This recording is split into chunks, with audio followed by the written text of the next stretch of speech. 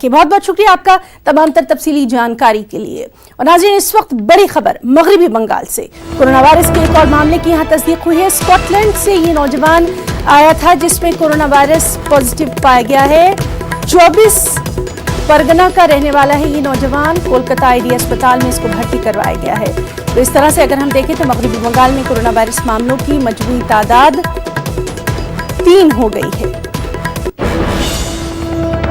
मगरबी बंगाल से खबर, कोरोना वायरस के एक और मामले की तस्दीक हुई। और चलिए सीधे रुख करेंगे हमारी साथी शबाना एजाज का। शबाना, मगरबी बंगाल में भी लगातार हम देख रहे हैं कि कोरोना पॉजिटिव लोगों की तादाद जो है बढ़ती जा रही है। अभी आपसे मजमूई हम तादाद जानना चाहेंगे और साथ ही साथ क्या कुछ खास इक़दामात वहाँ रियासती हुकूमत की जानिब से?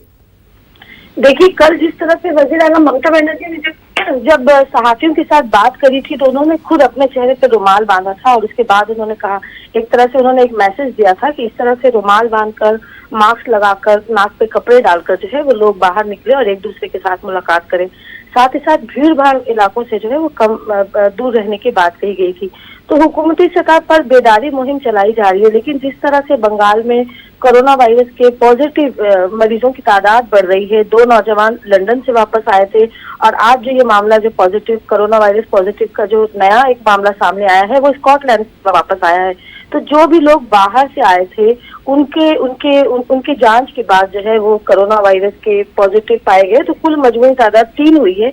लेकिन अगर हम अस्पतालों की बात करें, चाहे वो राजरहाट का अस्पताल हो या कोलकाता का आईडी अस्पताल, यहाँ शुभात के बिना पर बड़ी तादाद में लोगों को जो है वो रखा गया है। खासकर उन लोगों को जो कोरोना वायरस पॉजिटिव के जो मुतासरीन है उनके साथ मुलाकात हुई थी। जना आपको पता होगा कि पहला जो केस सामने आया था वो लंदन से वापस आया था वो नौजवान, और कोलकाता के एक सरकारी जो आला अफसरान थी, उनकी आला अफसर थी, उनका बेटा था। और उसके बाद वो कई लोगों से मुलाकात किया था उसने।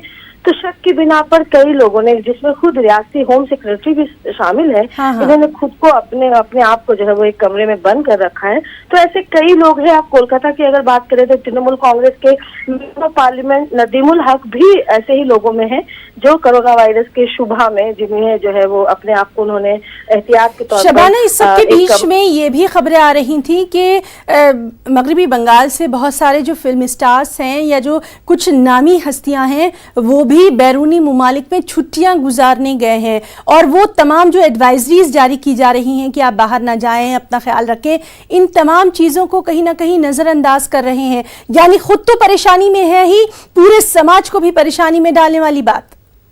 बिल्कुल है ना। ऐसा ही एक मामला था, जो पहला जो केस सामने आया था वो ऐसे ही एयरपोर्ट से जो है वो वापस निकले थे और जो जांच हो रही थी उसको नजरअंदाज किया था और उन्हें 2 बार कहा गया था कि वो जो है वो अपनी जांच करवाए। लेकिन वो क्योंकि आला अफसर के बेटे थे तो उन्होंने जांच से गुरेज किया और जब तबीयत बिगड़ी तो उन्हें अस्पताल में दाखिल किया गया।